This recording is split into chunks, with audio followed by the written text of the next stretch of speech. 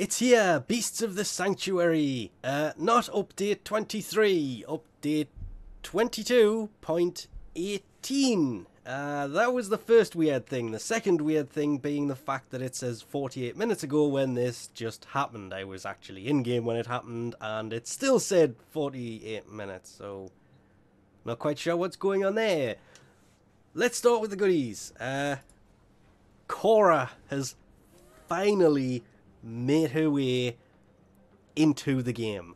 This was, and I was reading it somewhere earlier, November the 3rd, when they kind of previewed her. Yeah, she does not work the same as she once did. You can still summon a Kavat using her third ability here. The Strangle Dome is just a dome that can lift enemies off the floor. Ensnare, well, it's basically a trap that ties people together and attracts them to each other from what I saw. And Whip Claw, well, it's a whip. Her parts, and yes, it does actually say, come from the Sanctuary Onslaught, which we will get onto once we've covered all of the, let's call them, additions. As well as her, she also has a Sandana that's supposed to go with her that just looks, it's the middle part here. Completely wrong, considering I have Necros. It just does look completely wrong, but it's just the middle part. She has an alternate helmet, which should allow me to actually, yeah, you can have a better look at the actual frame a little bit better here. Not sure what the shoulder bits are for. I'm assuming that would be great if that's where the whip and such come from. She just kind of pulls it out of her back. Alternate helmet. Standard helmet. Yeah, I guess it depends on the individual players which one they prefer. Personally, I kind of like the standard one over this one. There is 3 new weapons, starting with the primary. This is basically, from everything I've seen about it so far, a sniper rifle. And oh, it's in the Tenno Lab. So this is clan research for the blueprint for this, and mastery rank 8. Not bad on the damage front either. There is a secondary. I was really, the first time I saw this, hoping for a twin wielding thing. I always do that, but as you can see, 4 different firing modes for this. Each one different. Poison, fire, electric, ice. Wow. Actually differs for each one as well, the amount of damage it does. Ice is 31, puncture, that's 34, quick 31. Mastery rank 7, and actually get this, you need to sacrifice a Bolto and a Viper. Oh, precious Vipers though. Actually pretty easy to get the build, because these weapons are actually really easy to get. Kind of looking forward to trying this one out, because it basically shoots poisonous darts of different elementals. Depends on how swapping between the elements works for it. Then of course, the dual KERES. It's a dual wielding melee weapon, mastery rank 7. This also has its blueprint in here, but does use tellurium and oxium and argon crystals. Wow, actually really expensive to build these. Again, fairly based on the crit side. What's the attack speed of 1? Oh wow, that's actually a quick attack speed. That explains the not really low but kind of average damage wise. High attack, yeah, this will actually be a fairly high damaging weapon. You would think this was all, but it's not. There isn't just the 3 weapons here. There is 2 which we will jump into and have a quick look at first, because they are going to be a pain to get a hold of. And well, it's the Vandals. The Lato Vandal has returned. If you played in the closed beta, once it came out of closed and went into open beta, you were given this, and I think it was 100 platinum. That is how I have it already, just to stop people from asking. You can now get this weapon, and this is where I would really love to have gone in here and went, oh, what about the yep, nope. The Branton Vandal is available now. It has finally returned. It's one of those that I did manage to miss all that time ago, but there is a slight problem with that. The Sanctuary Onslaught, there are 2 zones, 6 zones, 8 zones. Ooh, that's problematic. There are two different modes for this. There is the normal mode, which gives you Khora. Khora is obtained from Sanctuary Onslaught, which is the new mission type. I'm starting with the rewards because there are scenes in here, relics, and Khora parts. More relics, Khora parts, synthetic Eidolon shards, more Khora parts, Endo, and more relics. The normal Sanctuary Onslaught mode will not give you the one thing that I want more than anything else in this entire game. I have to go to Elite mode for this. Now, Elite mode is, you cannot use gear in there, so no dropping health or ammo, shields, power, even just anything that goes into your gear cannot be used in there, and it's obviously going to be harder. The rewards, strangely enough, Cover Fortress scene, there is a few ooh, lower balcony scene. Then there's Rotation B, Synthetic Shards, Lato Vandal Blueprint. Yeah, you have to build these weapons, and to get the parts, you have to play it on Elite Sanctuary mode. That's the only way to get them. The Lato is spread out over all 3 rotations, whereas the... Oh, it's finally here.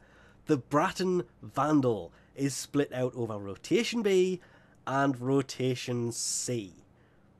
As are the Peculiar mods, which the only one that I've come across is actually Bloom. Because they are...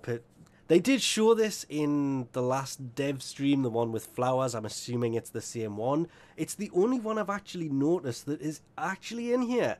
Come to Cetus and see Hawk, because why is that handle glowing purple? If you go to Browse Wares, he has new things. There is 5 new things in total. I'm actually having a quick look before I do anything to see if I can notice them. There are 3 new blades. There is actually, there they are. This, which is obviously Nakana and staff style blade. There is this one, I'm not pronouncing them because I will completely destroy them, which is machete and hammer. And then this one, which is also hammer, but is also a scythe. Some of these can get really expensive to build. There is also 2 new hilts. If I had to take a guess, it's the Corb, yes, which is for, it's a one-handed grip. And then there's the, yeah, this is the reason I'm not trying to pronounce this. These have weird names, but this is a 2-handed grip. So there's 3 new blades, or 3 new heads. What are the, it's strikes. It's 3 new strikes, and 2 new hilts, or handles. Which means more mastery point, and more possibilities as to what to build. You can build a Nakana now, so...